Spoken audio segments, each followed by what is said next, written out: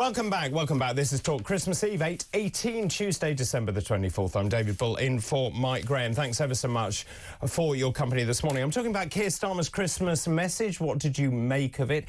Has it hit the right note? Is it the right tone? Has he got the sense of it right? Of course, Keir Starmer actually going on holiday, going to spend Christmas in Chequers and then going on holiday because he needs a break. Let's move on, shall we, and talk about something that I was alerted to yesterday.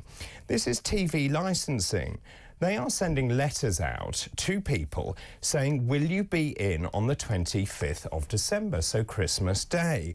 And it goes on to say, there is no record of a TV licence at your address. You should expect a visit from an enforcement officer.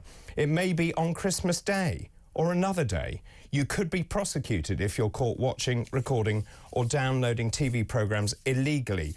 On live TV or BBC iPlayer, you may have to pay a fine of up to £1,000 plus any legal costs and or compensation. We are visiting 5,000 addresses a day.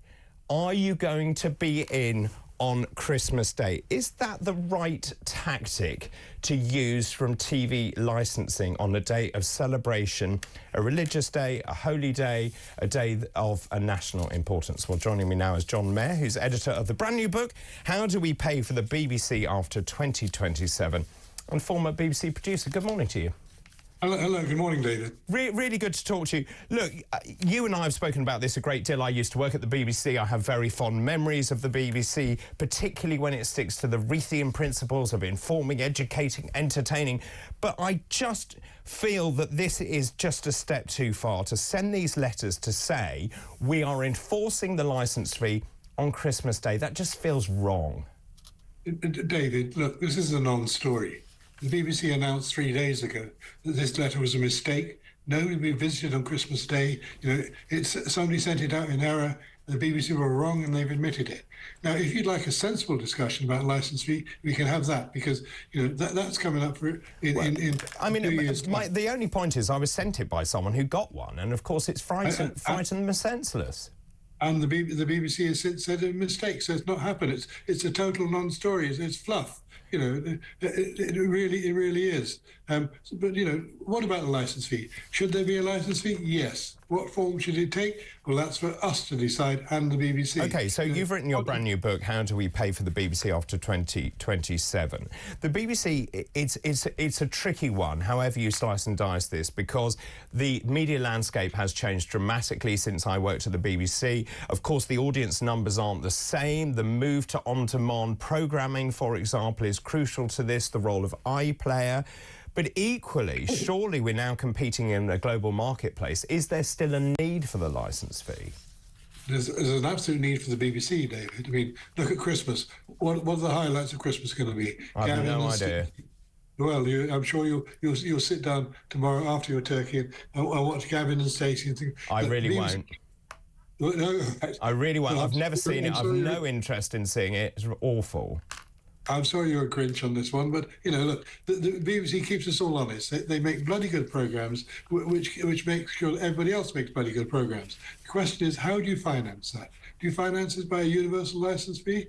I don't know. I think that may be coming to the end of a road in that shape or form. You know, there needs to be some creative thinking on this, where you have a basic licence fee, where you get everything once, and then anything on top of that is subscription. So that's what the iPlayer is for. Use that as a way to get marginal bits of revenue from the public. But, you know, the licence fee can't just keep going up and up and up, and the BBC can't just keep spending more and more money. You know, it's not endless. I mean, I would agree there are some real nuggets there. When the BBC does it well, they do it extremely well, but there are programmes that I personally wouldn't fund, but that's not the point. In terms of the iPlayer, though, it's a bit like the Netflix model. Surely iPlayer needs to be opened out to a subscription model across the world. Isn't that the way to derive more revenue? I know there are commercial sides to the BBC.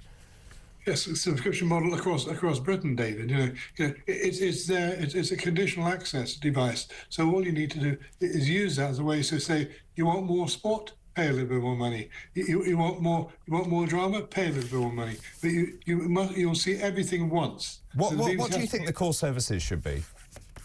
News, current affairs, drama, entertainment, bit of music, and a bit of sport, but they can't afford much mainstream sport anymore. So it has to be a comprehensive service, but you see it once.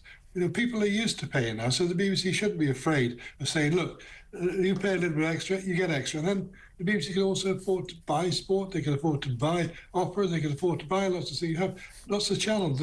Nobody does it as well as the BBC when they do it. So use that little conditional access and create lots of, behind a mini paywall, create lots and lots of quality, as well as the stuff outside of it. We need the BBC. Look, all over the world, people love the BBC. All over Britain, they love the BBC. Whether you like it or not, they do.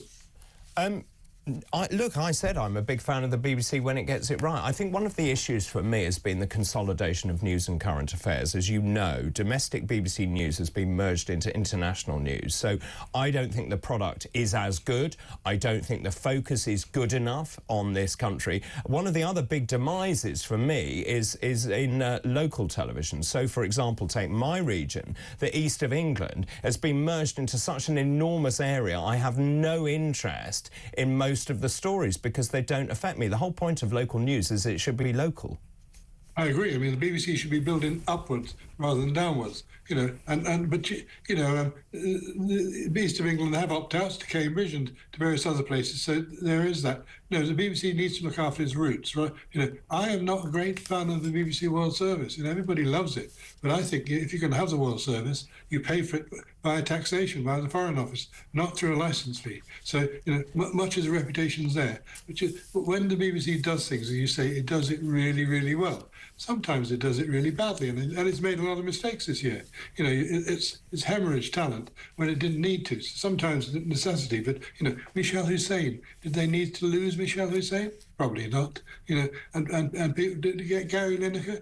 Do they need to lose him? Probably not.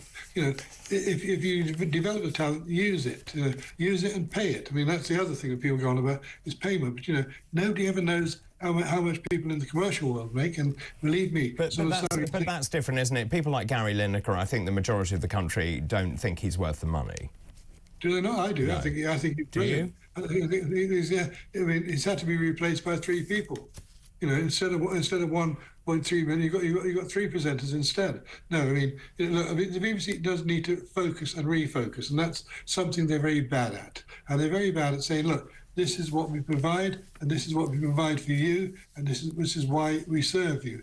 And instead of which they're spending their life being defensive, absolutely like the armadillo. As soon as they're attacked, they put up a shell and hope it goes away, but it doesn't go away because the anti-BBC sentiment in this country is now as big as I can ever remember it in 50 years. I would agree. Do you think the BBC is safer under Labour? Yes, only just so.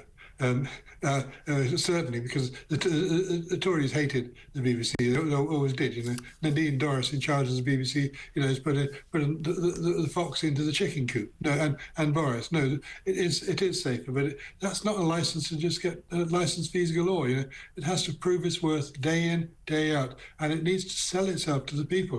We are their audience. Sell it. I don't want endless promos for programs. Tell me what the BBC does. Show me the range. I mean, I may have got this wrong, but certainly when I turn on, and I'm one of those traditional viewers that I will always look at BBC One first, then ITV, because we probably only had 3 channels when I was growing up. But just in terms of that prime-time schedule, I don't see it changing much in the last 20, 30 years. It's still pretty much the same. Well, that's probably a sign of success, isn't it? That people are still watching things. But yes, but things get stale. You have to get rid of things, of course. But prime time is prime time, and you can't just introduce something out of the ordinary there because people won't take it. It's very rare for something to come into prime time as a success.